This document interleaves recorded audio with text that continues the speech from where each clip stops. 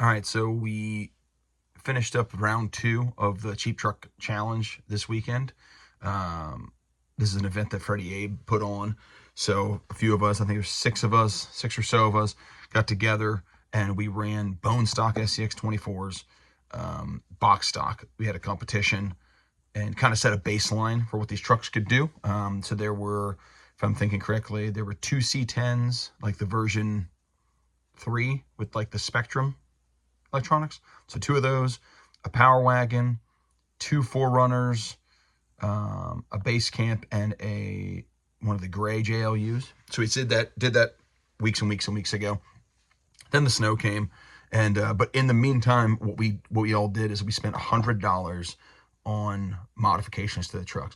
It doesn't mean we only spent $100. It just means the value of the modifications were $100 when we were done. Okay, so we did all these modifications however we wanted. There were a few rules about it. No 4-wheel steer. You could 3D print parts, and the 3D printed parts were only the value of the filament. I don't have a 3D printer, so I was kind of at a loss there. We didn't include shipping. We didn't include tax in the $100. So we finally had that competition this weekend at Key City, and it was awesome. My brother James ended up getting first place with his essentially fully 3D printed truck. I got second place with my truck, and it was a really, really, really good time. So I kind of want to give you the walkthrough on my truck, explain what I did, explain why I did it, some of the hurdles I ran into, and just kind of give you the overview of the whole thing. So here it is. So here's my build. This started as a black C10, okay? And going with the deadbolt body because I like the pinch of it. And I didn't want to hack up the C10 body because I think they're really sharp looking. So started as a black C10, so it had the Spectrum electronics. I decased the stock ESC, so still stock ESC, stock controller. And there's just been a number of modifications to try to really squeeze every single penny out of this thing. So let's start at the front. Stock axle, okay? I ended up getting an Emax servo kit that came with the Emax, the mount, and the linkage. Because keep in mind, we're trying to pinch every single penny. Pennies, get it? I know they're not pennies, they're nickels. But it got the OGRC axle shafts, and I ground the steering quite a bit to get a bunch more angle out of it. I don't have any brass up here. What I did do, because the OGRC axles are +4s, I didn't want to buy brass, so I just drilled out some nickels and put them there. So the +4 axle shafts obviously have 4 millimeters more space right here. A nickel is like 1.95 millimeters, and they're 5 grams a piece. So for 20 cents, we got 20 grams of front weight. I also put 2 sticky weights up here. And the way the budget went, you only had to take account for things you used. So if I only used 2 of these and I spent $10 on a pack of them, it's just the amount for each individual one I used, okay? I left the stock shocks primarily in stock locations. The rear ones I leaned forward. And I left the stock gear ratio in the front, okay? So that actually worked out pretty decent. I also, this is a piece from a soda bottle that I glued and melted on there as kind of a front skid just to try to give myself some help. And if you notice, there's like something all over it. I rubbed the whole bottom of this thing with candle wax to try to get it to slide over stuff. Other than that, we got some metal and Enduro drive shafts. We got stock links, and then the front links I cut in half and I lengthened by, I don't know what that is, 3 millimeters.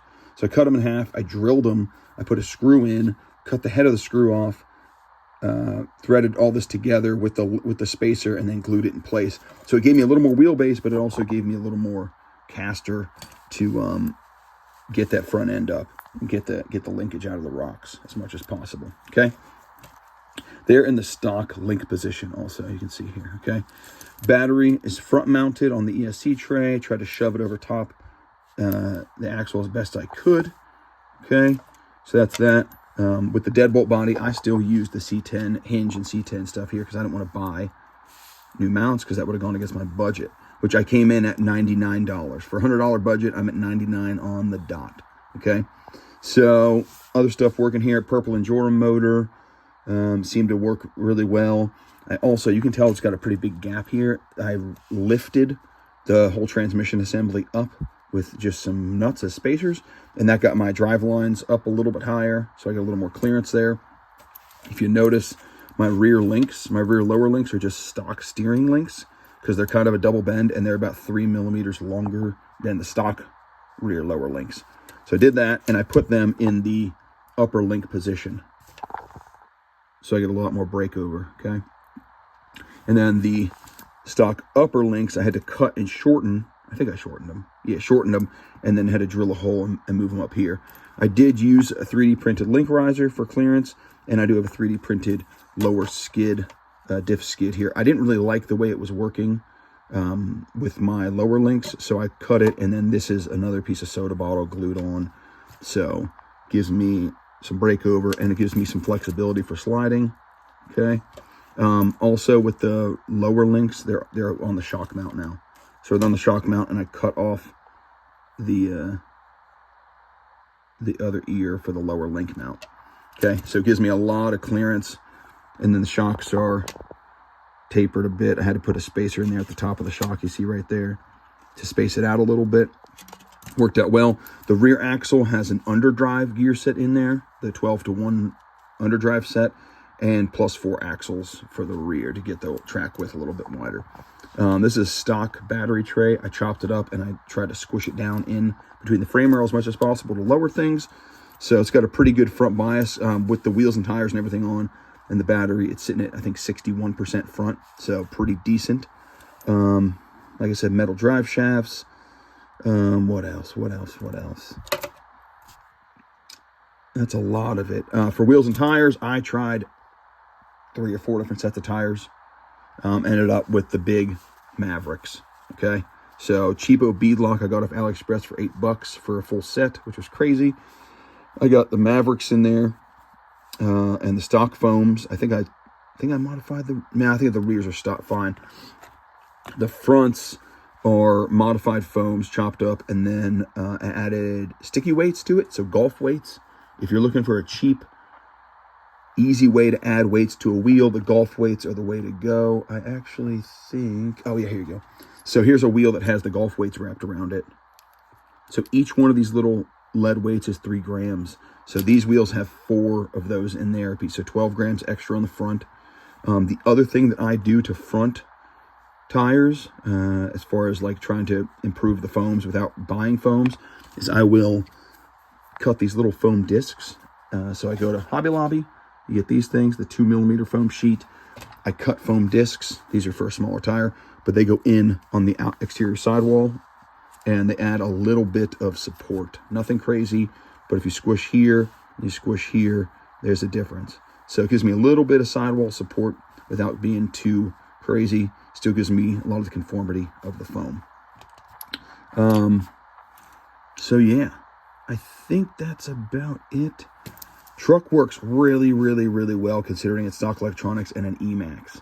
So pretty happy about this. There is a third. This is so stock was the first event. Then we ran the modified $100 event, and then we're going to do another one for another $100. And the way that's going to work is I spent $100 to modify this, and I can spend another $100, right? But if I remove parts, like let's say I decide to not use this tire, and this tire is $15. If I take these tires off, I get $15 back into my spending account.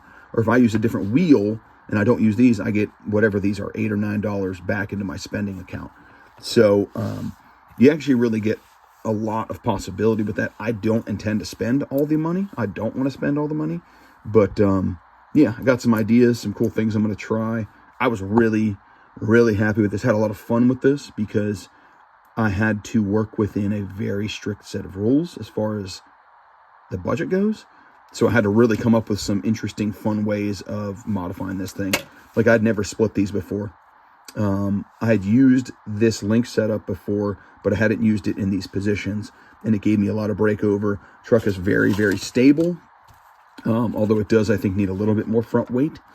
So, and then with the stock electronics, the the wheel speed was a real downside to it. So when you got in a position where a place where you need some wheel speed, it really struggled. And at Key City, for nobody that's familiar with Key City Hobby in Frederick, Maryland, it's indoors. It's a massive indoor crawler park. Highly recommend checking it out. But it's very dusty. So here's some other tires from a different truck. They get real dusty. So a sticky tire is only sticky for a little while. So, versus on a clean rock that's been outdoors, rained on, etc.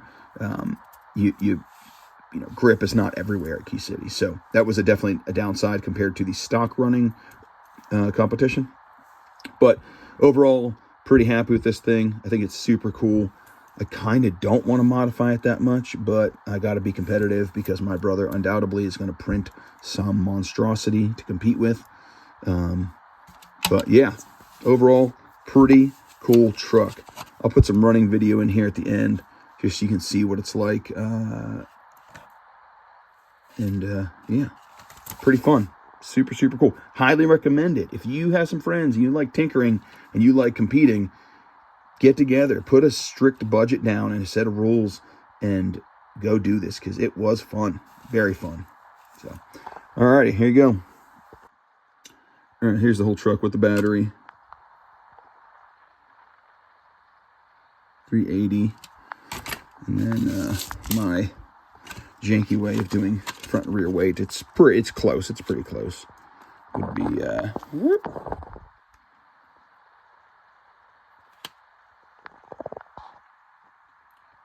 230 in the front.